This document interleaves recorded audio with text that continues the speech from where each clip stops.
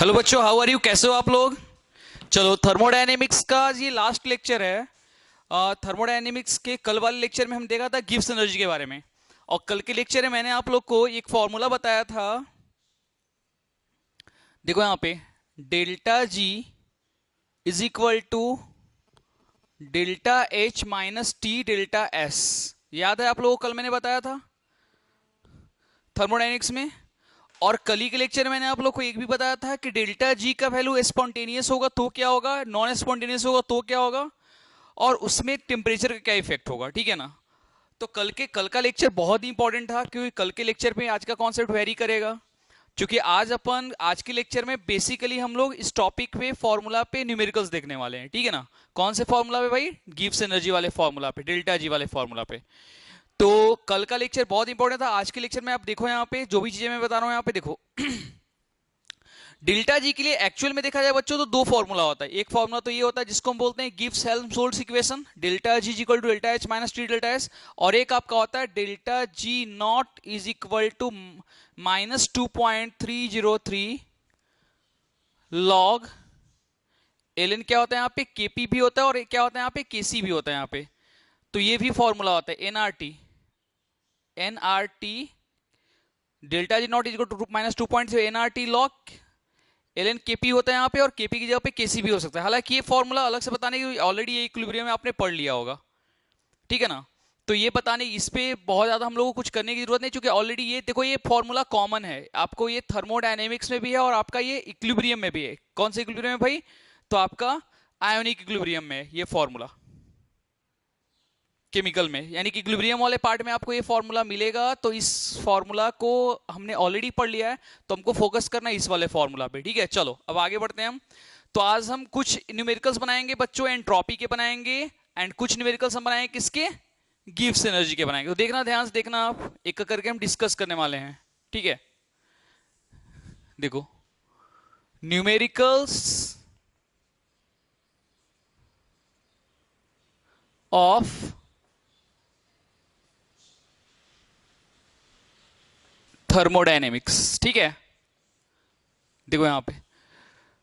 तो आज के लेक्चर में बेसिकली जो हम न्यूमेरिकल्स देखेंगे बच्चों, किसके देखेंगे? तो हम लोग न्यूमेरिकल देखेंगे, गिब्स एनर्जी के न्यूमेरिकल्स देखेंगे, और हम लोग इसके साथ ही साथ एंट्रोपी से रिलेटेड कुछ न्यूमेरिकल्स भी हम देखेंगे यहाँ पे। ठीक है ना? तो चलो सबसे पहले स्टार्ट करते हैं बच्चों। कौन सा? देखो यहाँ पे सबसे पहला, देखो यहाँ पे न्यूमेरिकल्स एंट्रोपी से related, numericals numericals of entropy. Entropy यानी कि एंट्रोपीज के न्यूमेरिकल्स हम स्टार्ट करते देखना। ठीक है ना? चलो, तो सबसे पहले हम बात करते हैं बच्चों, यहाँ पे एक न्यूमेरिकल, यहाँ पे क्वेश्चन दिया हुआ है। यहाँ पे देखो क्वेश्चन क्या है यहाँ पे। तो सबसे पहला क्वेश्चन है, calculate the entropy change, calculate the entropy change, calculate the entropy change when 10 mole of an ideal gas, when 10 mole of an ideal gas, 10 mole of an ideal gas expands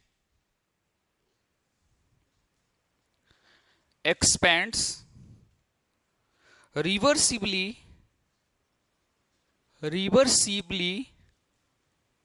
and isothermally, ध्यान रखना, isothermally, reversibly and isothermally from an initial volume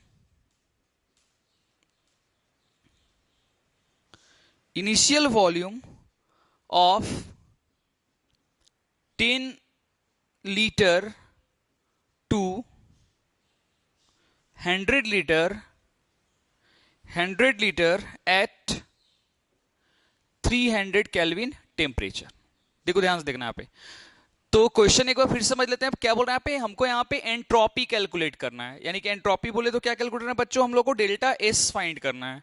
यानी कि entropy find करना है, entropy change, calculate the entropy change when 10 mole of an ideal gas, यानी 10 मोल ideal gas है, 10 मोल, और हमको क्या, और गैस एक्सपेंड हो रहा है, कैसे एक्सपेंड हो रहा है भाई, तो reversibly and isothermally from initial volume, कितना इसका है 10 टू 100 इसका क्या फाइनल है, और टेम्परेचर कितना दिया बच्चों यहाँ पे, ये दिया आपका 300 केल्विन। तो हमको देखो यहाँ पे फॉर्मूला अप्लाई करना है।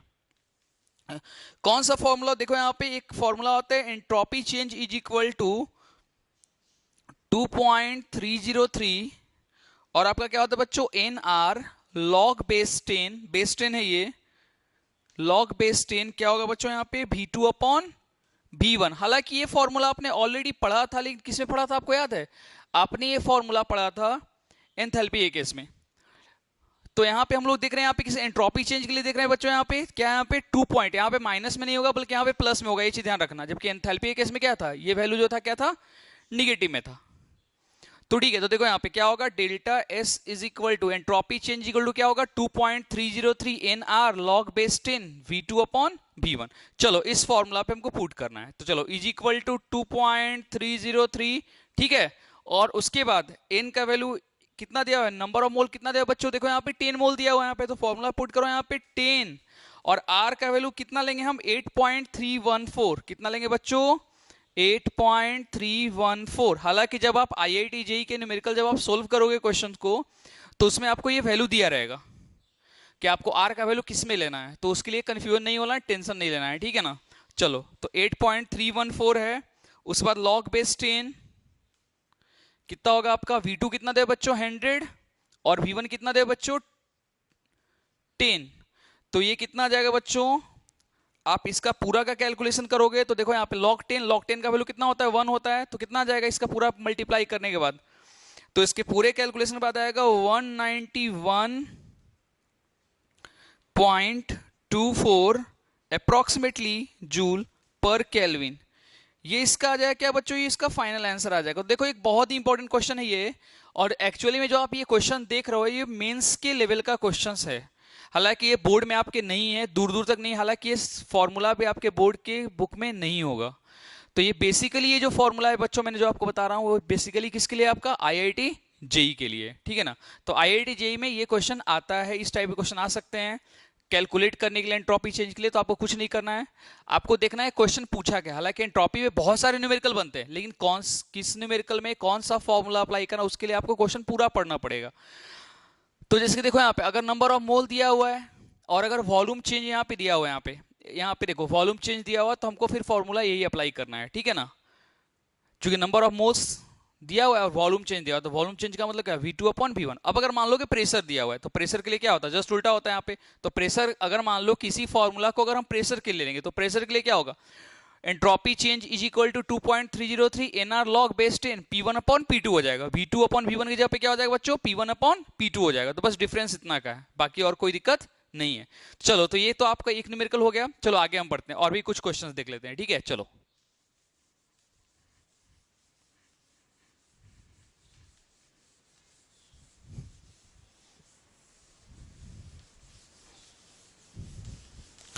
चलो जैसा कि सेकंड क्वेश्चन अब क्या बोल रहा है, देखो यहाँ पे सेकंड क्वेश्चन क्या कर रहा है, ध्यान सुनो। सेकंड क्वेश्चन ये कह रहा है कैलकुलेट दी, क्या बोल रहा है बच्चों सेकंड क्वेश्चन में, बोल रहा है calculate the change in entropy. पहले वाले क्वेश्चन की तरह ये भी है, देखो कैलकुलेट दी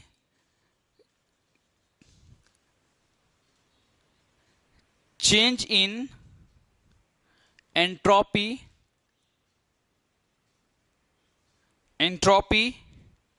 व्हेन 2 मोल, देखो यहां पे कितना दिया हुआ है बच्चों, ट्वाइस मोल दिया हुआ है। व्हेन 2 मोल नाइट्रोजन गैस, क्या दिया वहां पे, नाइट्रोजन गैस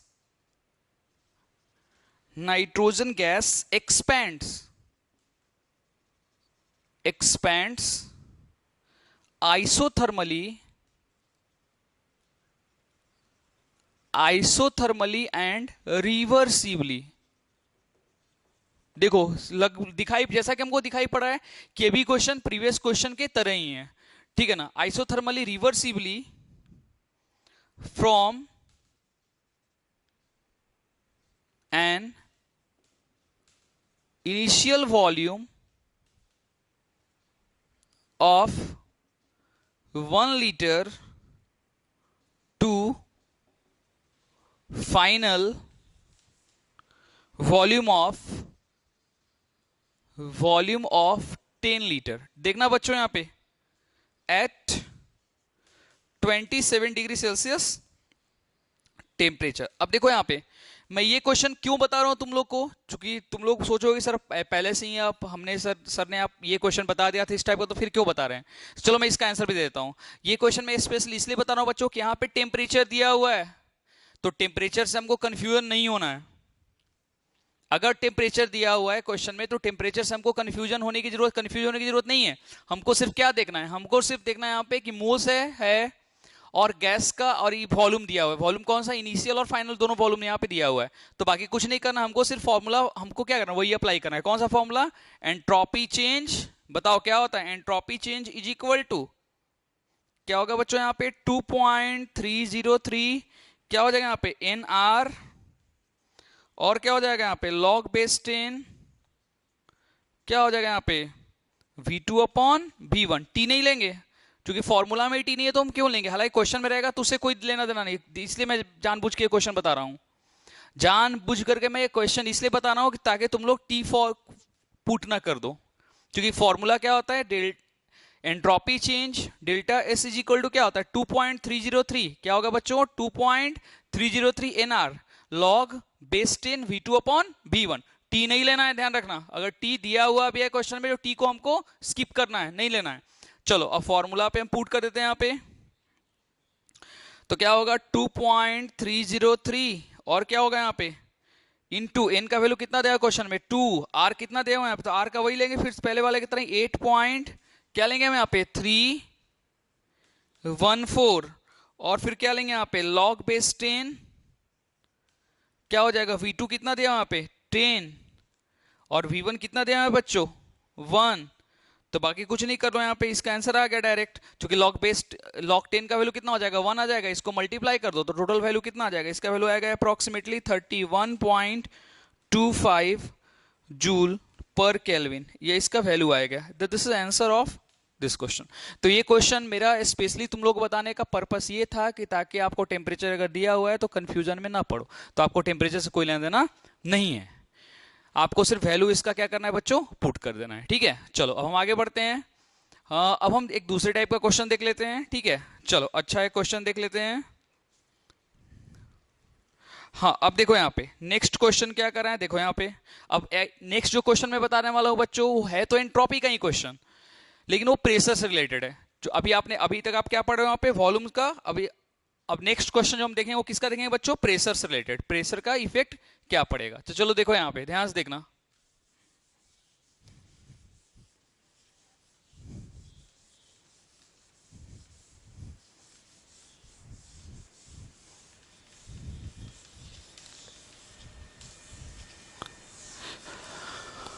हाँ तो बच्चों देखो यहाँ पे क्वेश्चन क्या बोल रहा है, ध्यान से सुनो। यहाँ पे ये क्वेश्चन ऑलरेडी 2011 में आ चुका है मेंस का, तो इसको नोट कर लो आप, क्वेश्चन बहुत इंपॉर्टेंट है।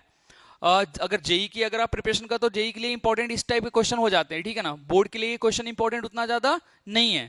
तो चलो जेई के हिसाब से देखो आप यहाँ पे क्वेश्चन क्या है, देखो यहाँ पे क्वेश्चन बोला है ऑक्सीजन गैस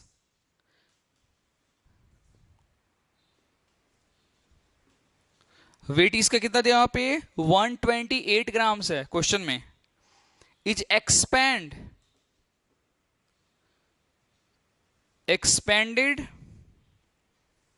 फ्रॉम, क्या बोल रहे हैं यहाँ पे 1 atm टू 0.25 atm। ठीक है ध्यान देना क्वेश्चन पे। एट टेम्परेचर देखो यहाँ पे कितना दिया 30 डिग्री सेल्सियस टेम्परेचर, और फिर आगे क्या बोला है बच्चों कैलकुलेट द एंट्रोपी चेंज। अब क्या बोला यहाँ पे कैलकुलेट द एंट्रोपी चेंज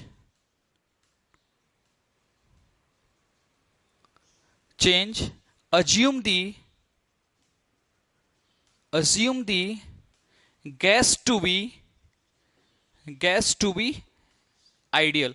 यानी कहने का मतलब ये वो बच्चों कि अब देखो यहाँ पे इस क्वेश्चन में ये बोल रहा है यहाँ पे कि हमको यहाँ पे ये क्या फाइंड करना है, एंट्रोपी चेंज ही फाइंड करना है और अज्यूम करना है। अज्यूम क्या करना है कि जो गैस हम ले रहे हैं ऑक्सीजन वो क्या है, आइडियल गैस है, ठीक है। तो चलो हम फॉर्मूला देख लेते हैं कि इसमें कौन सा फॉर्मूला अप्लाई करना है। तो बताओ कौन सा फॉर्मूला अप्लाई करेंगे, आपको पता है ना। Entropy change is equal to 2.303 NR, ध्यान से देखो।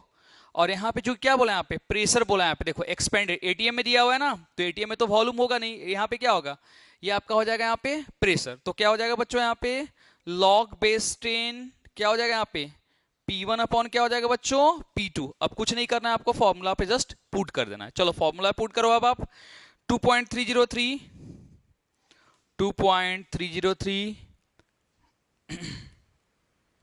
अब नंबर ऑफ मोल्स निकालने के लिए आप ऑलरेडी मोल कॉन्सेप्ट में पढ़ चुके होंगे। मोल्स कैसे निकालता है बच्चों, तो given mass upon molecular mass. तो इसका मास कितना था यहाँ पे 128 ग्राम। तो एन के लिए क्या लेंगे, देखो एन के लिए फॉर्मूला आता है मोल्स फाइंड करने के लिए, पढ़ चुके होंगे आप मोल कॉन्सेप्ट में। क्या होता है फॉर्मूला बच्चों, तो एन इज इक्वल टू होता है यहाँ पे given mass upon molecular mass, ठीक है। Given mass upon molecular mass, यानी जो मास दिया हुआ है और अपॉन उसका मास जो उसका रियल मास है। अब देखो यहाँ पे तो गिवन मास कितना है बच्चों 128 और अपॉन ऑक्सीजन का मॉलिक्यूलर मास कितना होता है 32 होता है, एक ऑक्सीजन का होता है कितना 16, तो दो का कितना हो जाएगा 32। अब कुछ नहीं करना आपको, इसे डिवाइड कर देना यहाँ पे। तो अगर डिवाइड करोगे कितना आ जाएगा, तो 4 आ जाएगा। बताओ तो इनका वैल्यू हम कितना लेंगे बच्चों 4। तो कभी भी अगर वेट में दिया हुआ है तो आपको कुछ नहीं करना है, कोई भी गैस है तो उसके गिवन मास जो दिया है उसके आप मॉलिक्यूलर मास से क्या करो डिवाइड करो, तो आपका आ जाएगा आंसर। तो कितना आ जाएगा इसका एन का वैल्यू बच्चों 4। आर का वैल्यू फिर कितना लेना है हमको 8.314 ही लेना है वहां यहाँ पे भी। तो कितना हो जाएगा यहाँ पे 8.314 लॉग बेस 10 और कितना दिया चेक कर लो आप, प्रेशर कितना हो जाएगा यहाँ पे P1 कितना दिया 1 दिया हुआ है और P2 कितना दिया है बच्चों 0.25। बस इसका कैलकुलेशन कर लो, कैलकुलेशन करने के बाद जो इसका फाइनल कितना आएगा 46.1 या 46 पे आएगा तो चलेगा, क्या आएगा जूल पर kelvin. This is your final answer of this question. यानी इस क्वेश्चन का ये फाइनल आंसर आएगा, कितना आएगा बच्चों फाइनल आंसर, तो इसका आ जाएगा 46.1 किलो जूल पर केल्विन। तो इसका आंसर आ गया। ये बहुत इंपॉर्टेंट क्वेश्चन था, किससे रिलेटेड, तो आपका प्रेशर से रिलेटेड ये क्वेश्चन था बच्चों। तो आपने आई थिंक ये क्वेश्चन समझ लिया होगा, और अगर आपने ये क्वेश्चन समझ लिया तो इससे बेस्ट आपके बहुत सारे क्वेश्चंस हैं जो मैं दे भी दूंगा आपको बनाने के लिए, सॉल्व करने के लिए, तो आपको ये सॉल्व कर लेना है क्वेश्चंस, ठीक है। चलो अब हम आगे बढ़ते हैं। अब आगे बढ़े हैं तो अब हम कुछ क्वेश्चंस और भी कुछ क्वेश्चंस देख लेते हैं जो हमने ऑलरेडी पढ़ चुके हैं पहले से ही, एंट्रोपी के क्वेश्चंस, ठीक है। चलो अब देखो यहाँ पे नेक्स्ट क्वेश्चन एंट्रोपी का है। याद करो मैंने आप लोगों को एंट्रोपी चेंज पढ़ाया था, याद है, पढ़ाया था entropy of fusion, enthalpy of vaporisation, enthalpy of sublimation, पढ़ाया था ना। एंट्रोपी के केस में भी पढ़ाया था entropy of sublimation, entropy of fusion, entropy of vaporisation. तो उसके बेसिस पे हम एक न्यूमेरिकल सॉल्व कर लेते हैं, ठीक है ना। उसके बाद आगे फिर हम गिब्स एनर्जी के वाले न्यूमेरिकल्स को देखेंगे, ठीक है। चलो आगे बढ़ते हैं अब।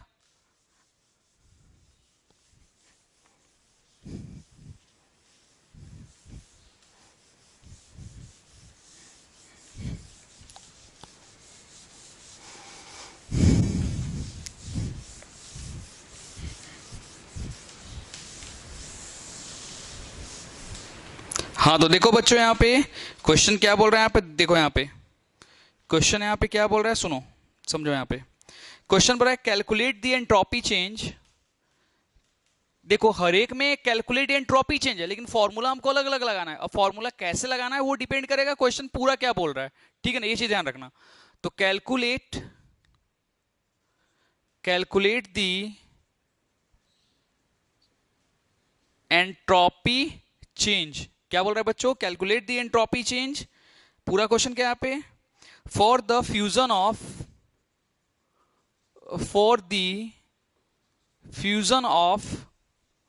क्या बोल रहे हैं यहाँ पे, for the fusion of 1 mole of ice, 1 mole of क्या बोल रहे हैं यहाँ पे आइस, ठीक है। चलो आगे बढ़ते हैं हम।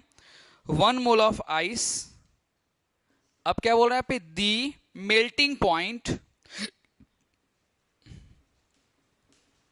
the melting point of ice at 300 kelvin, ध्यान से देखना यहां पे 300 kelvin and molar enthalpy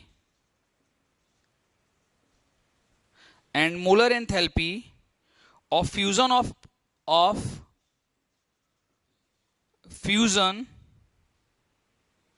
of ice is equal to कितना दिया हुआ क्वेश्चन में, तो ये दिया आपका 6 किलो जूल पर मोल दिया हुआ है। चलो अब इससे बेस्ट हमको क्वेश्चन है फाइंड, देखो क्वेश्चन क्या बोल रहा है, एंट्रोपी चेंज ही फाइंड करना है, कंफर्म होगा डेल्टा एस हमको फाइंड करना है।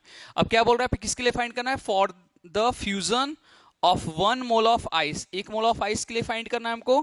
क्या बोला यहाँ पे, the melting point of ice 300 kelvin पे, 300 केल्विन पे आइस का मेल्टिंग पॉइंट कितना होगा, and the molar enthalpy of fusion of ice is equal to कितना दिया हुआ यहाँ पे, ये दिया आपका 6 किलो जूल पर मोल।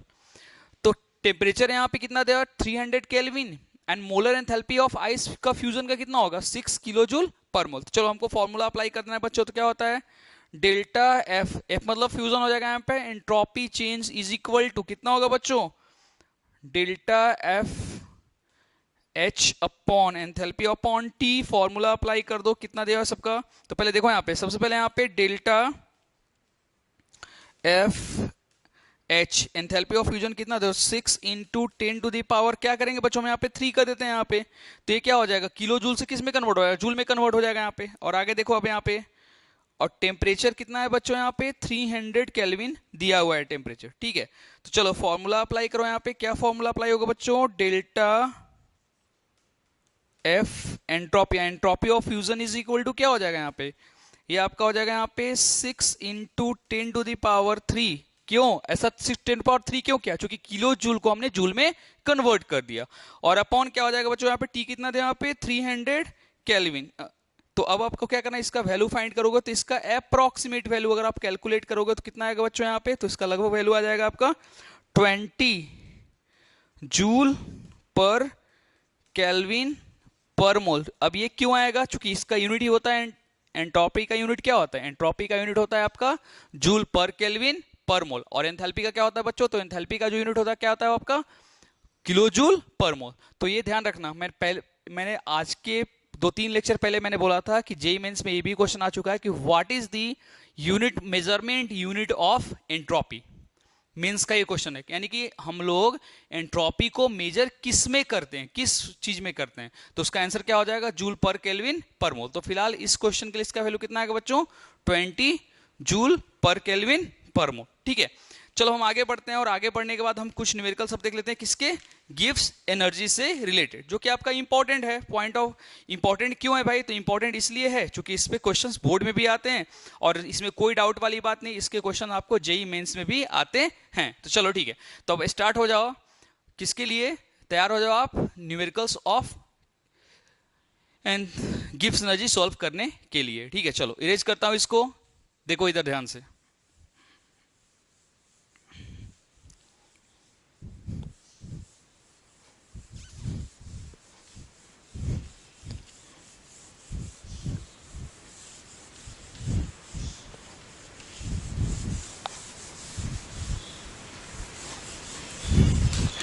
न्यूमेरिकल्स ऑफ गिब्स एनर्जी, ठीक है। चलो गिब्स एनर्जी बोले तो डेल्टा जी, यानी डेल्टा जी से रिलेटेड हम न्यूमेरिकल्स यहां पे सॉल्व करेंगे। चलो तो सबसे पहले बच्चों आज स्टार्ट करते हैं पहला क्वेश्चन से। फर्स्ट क्वेश्चन क्या बोल रहा है, देखो यहाँ पे सबसे पहले फर्स्ट क्वेश्चन से स्टार्ट करते हैं।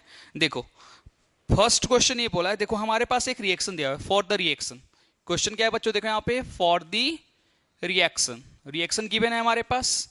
कौन सा रिएक्शन है भाई, तो SOCl2 प्लस H2O, ये रिएक्शन हो रहा है, और रिएक्शन के बाद प्रोडक्ट क्या बन रहा है बच्चों, तो इसका प्रोडक्ट आपका बन रहा है यहाँ पे SO2 प्लस, देखो ध्यान से SO2 प्लस क्या बन रहा है आपका ट्वाइस HCl बन रहा है बच्चों, ठीक है। अब ये रिएक्शन दिया, और अब ये यहाँ पे क्वेश्चन बोल रहा है, क्वेश्चन क्या बोल रहा है यहाँ पे, the enthalpy of reaction, the enthalpy of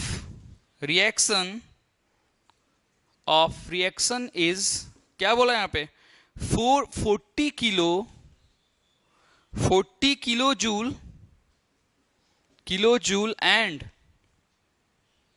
40 kilojoule and the entropy of the reaction and the entropy of the reaction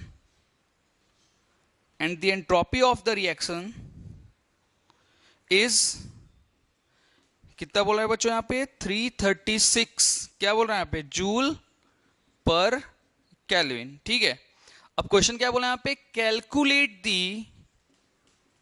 calculate the delta जी। क्या फाइंड करना है बच्चों हमको यहाँ पे, डेल्टा जी फाइंड करना है।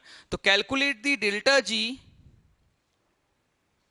एट 300 केल्विन एंड प्रेडिक्ट का मतलब देखो यहाँ पे कल मैंने बताया था कि डेल्टा जी का वैल्यू अगर निगेटिव है तो रिएक्शन क्या होगा यहाँ पे, स्पॉन्टेनियस होगा।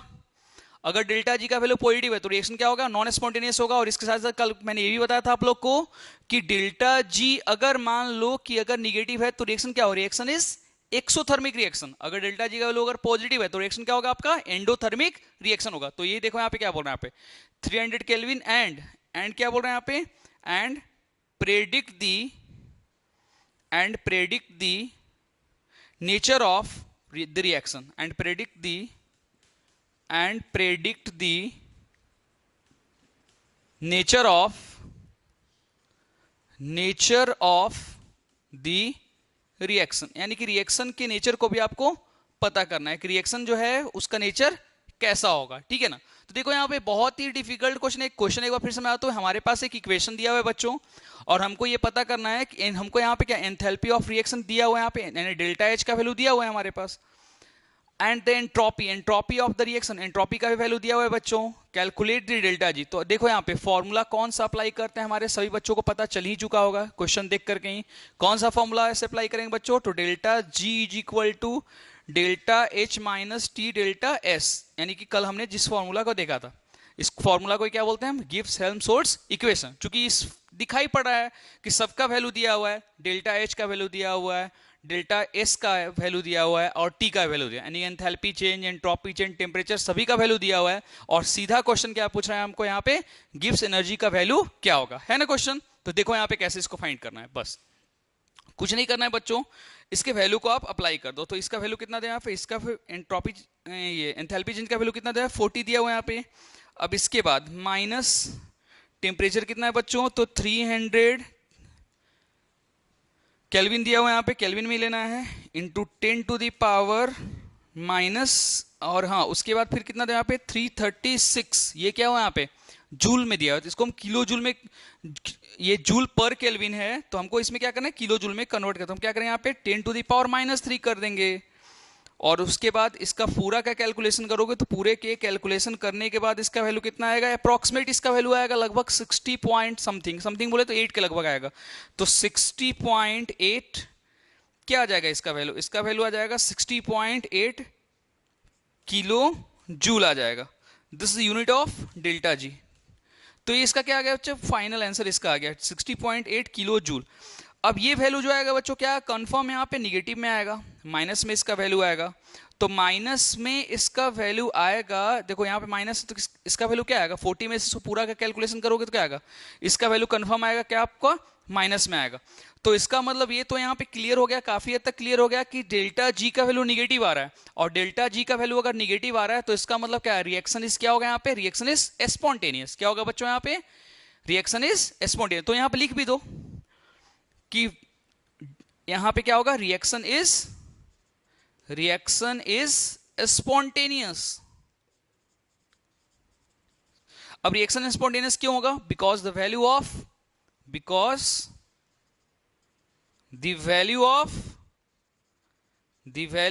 Delta G is equal to क्या आ जाएगा, निगेटिव। डेल्टा जी का वैल्यू क्या आ रहा है, निगेटिव आ रहा है। सो रिएक्शन क्या होगा यहाँ पे, रिएक्शन इज स्पॉन्टेनियस। चलो, और इसके साथ ही साथ रिएक्शन क्या होगा, एक्सो होगा या एंडो होगा, तो ये कंफर्म हो गया रिएक्शन क्या होगा, रिएक्शन इज एक्सो। हालांकि ये पूछा नहीं है क्वेश्चन में, रिएक्शन में सिर्फ ये पूछा है कि भाई ये क्या होगा, इसका वैल्यू क्या होगा। ठीक है ना।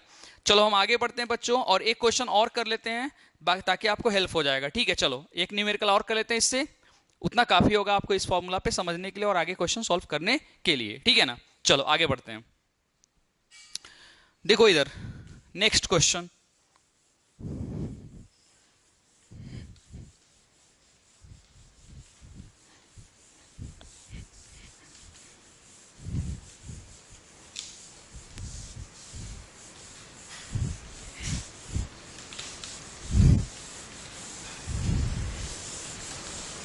हाँ तो देखो बच्चों यहाँ पे ये आपका नेक्स्ट न्यूमेरिकल आपका है, क्या कर रहा है देखो यहाँ पे पहले की तरह ही हमारे पास क्या है, एक इक्वेशन दिया हुआ है यहाँ पे, देखो ध्यान से देखो। सबसे पहले क्वेश्चन यहाँ पे ये है, for the reaction, for the reaction, एक रिएक्शन दिया हुआ है बच्चों। रिएक्शन कौन सा है देखो यहाँ पे, रिएक्शन आपका है twice NO gas, twice NO gas plus क्या है आपका O2 गैस है। और ये आपका क्या बना रहा है बच्चों, ये आपका बना रहा है ट्वाइस NO2 गैस, यानी कि इसका मतलब हुआ कि nitrogen dioxide gas reacts with oxygen gas and form product is nitrogen dioxide gas. ठीक है चलो, अब इस रिएक्शन में क्या फाइंड करना है, इसके लिए देखो यहाँ पे कैलकुलेट, क्वेश्चन देखो यहाँ पे कैलकुलेट, कैलकुलेट दी डेल्टा जी। देखो ध्यान से देखना बच्चों, यहां भी डेल्टा जी ही पूछा है फाइंड करने के लिए, देखो ध्यान से, calculate the delta G at temperature कितना है बच्चों 700 केल्विन, आगे क्या बोला व्हेन एंथैल्पी, बोल रहे हैं यहाँ पे when enthalpy, when enthalpy and क्या बोला यहाँ पे एंट्रोपी, एंट्रोपी चेंजेस आर, यानी दोनों के अलग अलग वैल्यू दिया, कितना दिया भाई -113 क्या दिया आपका 0.0 किलो जूल पर मोल, ये किसका हो गया आपका एंथैल्पी का हो गया। और एंट्रोपी का वैल्यू कितना दिया यहाँ पे, एंड एंट्रोपी का वैल्यू यहाँ पे दिया हुआ है बच्चों कितना 145 माइनस में 145 यूनिट क्या होगा इसका जूल पर केल्विन पर मोल, जूल पर केल्विन पर मोल। ठीक है चलो अब हम आगे बढ़ते हैं यहाँ पे। तो क्वेश्चन में अब कुछ नहीं करना, हमको फॉर्मूला अप्लाई कर लेना यहाँ पे, रेस्पेक्टिवली है ये, रेस्पेक्टिवली। ठीक है चलो अब हमको अप्लाई कर लेना है फॉर्मूला, कैसे होगा बच्चों, delta G is equal to delta H minus T delta S. ठीक है आता है फॉर्मूला सबको। तो अब देखो यहाँ पे डेल्टा एच का वैल्यू दिया हुआ है, कितना दिया हुआ है हमारे पास, तो ये है 113 माइनस में किलो जूल पर मोल है दिया हुआ। और उसके बाद अब क्यों ना इसको हम यहाँ पे जूल में कन्वर्ट कर दे, चूंकि ये वैल्यू क्या दिया किलो जूल में दिया, किलो जूल से हम किसको में इसको कन्वर्ट करें जूल में कन्वर्ट करेंगे, तो कितना आ जाएगा बच्चों -113 और उस पर आप 30 बैठा दो 123, ये क्या आ जाएगा आपका जूल पर मोल में आ गया। ठीक है चलो अब ये डेल्टा एच का वैल्यू हो गया, डेल्टा एस यानी कि एंट्रोपी चेंज का वैल्यू कितना है बच्चों, तो -145 जूल पर केल्विन क्या हो जाएगा आपका पर मोल। ठीक है और T कितना दिया बच्चों यहाँ पे, T इज इक्वल टू 700 क्या है आपका केल्विन है। ठीक है बस कुछ नहीं करना है, अब सभी के वैल्यू को फॉर्मूला पुट कर दो, आ जाएगा आंसर। कैसे पुट करेंगे यहाँ पे तो देख लो आप करके। तो देखो यहाँ पे फॉर्मूला वही है ना delta G, delta G is equal to क्या लिखेंगे हम यहाँ पे फॉर्मूला में, delta G is equal to delta H का वैल्यू कितना है बच्चों, तो -113,000 है दिया हुआ यहाँ पे, ये डेल्टा एच का वैल्यू है। उसके बाद -700 ये आपका किसका वैल्यू यहाँ पे टी दिया हुआ है यहाँ पे, और एंट्रोपी चेंज का वैल्यू कितना है इनटू एंट्रोपी चेंज का वैल्यू कितना दिया यहाँ पे देखो 700 इंटू एंट्रोपी चेंज का वैल्यू कितना दिया है 145 माइनस 145 जूल पर केल्विन पर मोल, इसका क्या हो जाएगा यहाँ पे यूनिट हो जाएगा। ठीक है ना चलो अब कुछ नहीं करना है, इसको मल्टीप्लाई कर लो आ जाएगा आंसर। तो इसका वैल्यू कितना आएगा बच्चों 115,000 जूल 00 जूल पर मोल। अब इसी को आप क्या करो यहाँ पे, इसको आप एक काम करो कि कन्वर्ट कर लो किलो जूल में, कितना आ जाएगा 115 किलो जूल पर मोल। तो किलो जूल पर मोल में क्या आ गया बच्चों, ये इसका वैल्यू है किसका डेल्टा जी का वैल्यू है, यहाँ पे भी निगेटिव ही होगा ये, तो ये आपका फाइनली किसका आंसर आ गया, हमको डेल्टा जी का वैल्यू यहाँ पे कैलकुलेट हो गया। तो ये दोनों जो न्यूमेरिकल आपने देखा बच्चों, वो दोनों न्यूमेरिकल आपका गिब्स हेल्महोल्ट्ज फॉर्मूला पे ही है, कुछ नहीं करना है। ऐसे क्वेश्चंस आते हैं तो आपको डायरेक्टली क्या करना है, यहाँ पे डायरेक्टली फॉर्मूला पुट कर देना है। हाँ, ये बात आपको ध्यान रखना है कि जो किलो जूल में है उसको हमको जूल में कन्वर्ट कर देना है, ठीक है ना, और बाकी आपका न्यूमेरिकल बन जाएगा, ठीक है ना। तो इस तरह से आप गिब्स एनर्जी के हर एक फॉर्मूला पे न्यूमेरिकल्स बना सकते हो। गिब्स एनर्जी के स्पेशली जो आपका हेल्महोल्ट्ज सीक्वेंस, उस फॉर्मूला पे आप न्यूमेरिकल बना सकते हो। इसके साथ जो एक डेल्टा जी माइनस 2.3 एनआरटी वाला जो मैंने फॉर्मूला बताया लॉग केपीकेसी वाला, तो आपने ऑलरेडी इक्विलिब्रियम में पढ़ा है न्यूमेरिकल, तो उसके अलग से आपको टेंशन लेने की जरूरत नहीं है, क्योंकि ऑलरेडी वो आपका इक्विलिब्रियम में वो न्यूमेरिकल उस टाइप का दिया हुआ है, ठीक है ना। चलो, तो अब मैं यहाँ पे आपको ये मार्क कर देता हूँ कि थर्मोडायनेमिक्स में कौन कौन से टॉपिक ऐसे जिस पे आपको बहुत ज्यादा फोकस करने की जरूरत है। देखो ध्यान से देखना। चलो देखो, ऐसे ऐसे कौन कौन से टॉपिक्स हैं जिस पे जेई मेंस में क्वेश्चंस पूछे जाते हैं, तो मैं आपको भी मार्क करता हूँ, उस पे आपको बहुत ज्यादा फोकस करने की जरूरत है। देखो ध्यान से यहाँ पे देखो, जेई मेंस के पेपर में आपको कौन कौन से टॉपिक्स ऐसे हैं थर्मो के जिस पे आपको फोकस करना है। ये बहुत इंपॉर्टेंट अभी मैं बताने वाला हूँ चीज, तो आप इसको नोट कर लेना। देखो सबसे पहला, देखो थर्मोडायनेमिक्स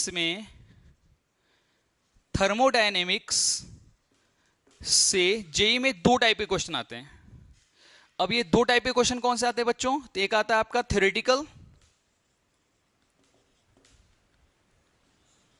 थ्योरेटिकली और एक आता है आपका न्यूमेरिकल। तो देखो एक बात ध्यान रखना कि अगर परसेंटेज की बात करूं तो ये मान के चलो आपके 75 और 25 का रेशियो है, यानी कि 25% आपका जो है वो थ्योरेटिकल क्वेश्चन आने के चांस है और 75% आपके न्यूमेरिकल आने के चांस है। तो इसका मतलब मैं ये नहीं बोल रहा कि सिर्फ न्यूमेरिकल पे ही फोकस करो, थ्योरेटिकल छोड़ दो, ऐसा बिल्कुल नहीं है। थ्योरेटिकल में सबसे इंपॉर्टेंट जो आपका आता है क्वेश्चन, वो कहां से आता है मैं बताता हूं। सबसे पहला आपका आता है एक्सटेंसिव और इंटेंसिव प्रॉपर्टी से। इंटेंसिव प्रॉपर्टी से एक तो आपका ये आता है, पहला आपका आता है एक्सटेंसिव, दूसरा इंटेंसिव से आता है। इसके साथ ही साथ आपके जो क्वेश्चंस आते हैं बच्चों कहां पे, जेई मेंस में, वो आपका कहां से आता है, तो जितनी वैल्यू मैंने आपको बताया किसका, एंथैल्पी का वैल्यू, एंट्रोपी का वैल्यू और गिब्स एनर्जी का वैल्यू, इसके साथ ही साथ क्यू का वैल्यू कब होगा, इसका W का वैल्यू प्लस कब होगा, माइनस कब होगा, ऑन द सिस्टम होगा तो क्या होगा, बाय द सिस्टम होगा तो क्या होगा। तो देखो ये जितने वैल्यूज आप देख रहे हो ना, डेल्टा H अगर प्लस है तो क्या होगा, रिएक्शन क्या होगा, डेल्टा H अगर माइनस है एंथैल्पी चेंज का वैल्यू तो क्या होगा, डेल्टा S का वैल्यू अगर निगेटिव है तो क्या होगा, डेल्टा S का वैल्यू अगर पॉजिटिव है तो क्या होगा। अगर डेल्टा G का वैल्यू निगेटिव है तो प्रोसेस स्पॉन्टेनियस होगा, नॉन स्पॉन्टेनियस होगा। अगर डेल्टा G का वैल्यू जीरो है तो क्या होगा। तो इस टाइप के क्वेश्चंस आपको यहां से आ सकते हैं, कहां से, ये आप क्या आ सकते हैं कहां से, तो ये आप क्या आ सकते हैं थ्योरेटिकल क्वेश्चन से। नोट कर लो इस चीज को, बहुत इंपॉर्टेंट है for JEE mains. If you are really prepared for JEE mains examination, this all topics are very important for you. अगर आप रियल में अगर जेई मेंस के अगर क्वेश्चन सोल्व करना करते हो तो आपके बुक्स में या आप कहीं से भी अगर क्वेश्चन सोल्व करोगे तो इस टाइप के क्वेश्चन आपको बहुत सारा मिलेंगे। तो आपको नोट कर लो यहाँ पे। अब क्यू का वैल्यू देखो यहाँ पे, क्यू प्लस कब होगा, क्यू माइनस कब होगा, यानी कि सिस्टम अगर हीट रिलीज करेगा तो इसका वैल्यू क्या होगा, सिस्टम अगर हीट गेन करता है तो क्यू का वैल्यू क्या होगा। तो क्यू से भी क्वेश्चन आ सकता है और डब्ल्यू से भी क्वेश्चन आ सकता है कि वर्क डन प्लस कब होगा, वर्क डन माइनस कब होगा एंड वर्क डन जीरो भी कब होगा। पढ़ाया जा चुका आप लोग को, फर्स्ट लॉ ऑफ थर्मोडायनेमिक्स मैंने बताया था। तो ये सब सारे टॉपिक नोट कर लो आप। ये आपके किससे हो गए, आपके ये पूरा का पूरा आपका हो गया कहां पे, थ्योरेटिकल पार्ट। अब हम बात करते हैं न्यूमेरिकल की। तो न्यूमेरिकल में सबसे पहला जो क्वेश्चन आपका आता है बच्चों कहां से आता है, फर्स्ट लॉ ऑफ थर्मोडायनेमिक्स। तो फर्स्ट लॉ ऑफ थर्मोडायनेमिक्स से क्वेश्चन आता है बच्चों। अब फर्स्ट लॉ ऑफ थर्मोडायनेमिक्स ये मत समझोगे सिंपल सा क्वेश्चन आएगा delta U is equal to Q plus W, बिल्कुल ऐसा नहीं होता है। उसमें वॉल्यूम वाला भी क्वेश्चन दे देता है यहाँ पे, V2 माइनस V1 वाला क्वेश्चन जो कि 2019 में आया था, जो कि पिछले साल क्वेश्चन आया था 2019 में, इस पे बेस्ट क्वेश्चन। तो याद रखना यहाँ पे V2 minus V1 volume change वाला भी क्वेश्चन आ सकता है इसमें। तो सबसे पहला आपका फर्स्ट लॉ ऑफ थर्मोडायनेमिक्स के न्यूमेरिकल्स आपको पक्का आएंगे। जेईई मेंस के साथ साथ बोर्ड के लिए भी इंपॉर्टेंट है, ये भी ध्यान रखना, बोर्ड के लिए भी इंपॉर्टेंट है ये बच्चों। उसके बाद दूसरा जो क्वेश्चन आता है कहां से आता है, सीपीसीबी से, सीपी एंड सीबी से, तो सीपी से क्या आएगा, देखो यहाँ पे इसका रेशियो से आएगा क्वेश्चन। याद है मैंने पढ़ाया था तुम लोग को कि सीपी अपॉन सीवी का जो रेशियो होता है उसको हम गामा से डिनोट करते हैं। तो आपको पूछ सकता है गामा का वैल्यू मोनोटॉमिक, डायटॉमिक और ट्राइटॉमिक गैस के लिए क्या आता है, उस पर बेस्ट न्यूमेरिकल आते हैं। इसके साथ ही साथ एंथैल्पी पे न्यूमेरिकल आता है। एंथैल्पी पे कौन सा न्यूमेरिकल आता है, एंथैल्पी के लिए आता है, मैंने बताया था आपको कौन सा, तो एंथैल्पी के लिए बताया था enthalpy delta H delta U plus delta N G R T बताया था ना। तो उस पे बेस्ड न्यूमेरिकल आएगा यहाँ पे एंथैल्पी से। उसके बाद आपका एंट्रोपी से भी न्यूमेरिकल आता है अच्छा खासा। हालांकि एंट्रोपी के न्यूमेरिकल क्लास मैंने कराए हैं, तो इतना भी अगर आप कर लेते हो एंट्रोपी से रिलेटेड तो आपके शायद ही कुछ क्वेश्चन छूट पाएगा एंट्रोपी से पूछेगा तो। क्योंकि एंट्रोपी चेंज में कहां से क्वेश्चन आएगा, या तो जो मैंने फॉर्मूला पढ़ाया कौन सा -2.303 NR log V2 upon V1 and P1 upon P2, एक उससे आएगा। या तो एक और आपका क्वेश्चन कहां से आ जाता है, वर्क डन के लिए, वर्क डन वाले से भी आ सकता है क्वेश्चन। वर्क डन के लिए W is equal to -2.303 NRT log V2 upon V1 and W is equal to -2.303 NRT क्या था, P1 अपॉन P2। तो वर्क डन वाला भी क्वेश्चन एक तो आएगा पक्का मेंस में, बोर्ड में नहीं आएगा, बिल्कुल श्योर रहो। क्योंकि महाराष्ट्र बोर्ड या किसी बोर्ड में जो क्वेश्चन आता है थर्मोडायनेमिक्स से वो बेसिकली जो आता है हेसेस लॉ से आता है। हालांकि जेई में भी आता है हेस लॉ से, तो हेस लॉ दोनों में कॉमन है और स्पेशली बोर्ड के लिए बहुत इंपॉर्टेंट है, ध्यान रखना। हेस लॉ के न्यूमेरिकल बोर्ड के लिए बहुत, चाहे वो सीबीएसई बोर्ड हो या कोई भी स्टेट बोर्ड हो, उसके लिए बहुत इंपॉर्टेंट है। प्लस हेस लॉ के न्यूमेरिकल्स आपके मेंस के एग्जामिनेशन में भी आते हैं। तो एंथैल्पी से क्वेश्चन, उसके बाद आर्ट मैंने आपको क्या बताया यहाँ पे, एंथैल्पी के बाद क्या बताया आपको, वर्क डन वाला भी बताया अभी जस्ट। और इसके साथ ही साथ आपको 6 नंबर का जो क्वेश्चन आएगा आपका डेल्टा जी से आएगा, जो कि मैंने अभी जस्ट बताया, अभी पढ़ाने के पहले मैंने जस्ट वही बताया था, डेल्टा जी से क्वेश्चन आएगा तो उसको आप कैसे सोल्व कर पाओगे। तो डेल्टा जी वाला कुछ नहीं करना, आपको फॉर्मूला याद रखना, delta G equal to delta H minus T delta H, जिसको हम बोलते हैं गिब्स हेल्महोल्ट्ज इक्वेशन। अगर आपने इतना न्यूमेरिकल्स ईमानदारी से कर लिया तो आई थिंक मुझे ऐसा लगता है कि कम से कम मेंस लेवल के शायद ही कोई क्वेश्चन आपसे छूट पाएंगे, एक भी क्वेश्चन नहीं छूटेगा अगर आपने इतना वर्कआउट कर लिया तो चलो आज के लेक्चर में ये पूरा आपने समझा थर्मोडायनेमिक्स के न्यूमेरिकल्स जो मैंने पढ़ाया, एंट्रोपी के, गिब्स एनर्जी के, और मैंने आपको कॉन्सेप्ट बताया कि आपको कौन कौन से टॉपिक पे फोकस करना है। बहुत इंपॉर्टेंट है बच्चों। चलो ठीक है, आप अच्छे से पढ़ाई करो, क्वेश्चन सोल्व करो, बाकी आप जो भी डिफिकल्टी आती है मुझे आप शेयर करना, बताना, ठीक है ना। चलो आज के लेक्चर के लिए इतना है, चलो wish you all the best, ठीक है, चलो।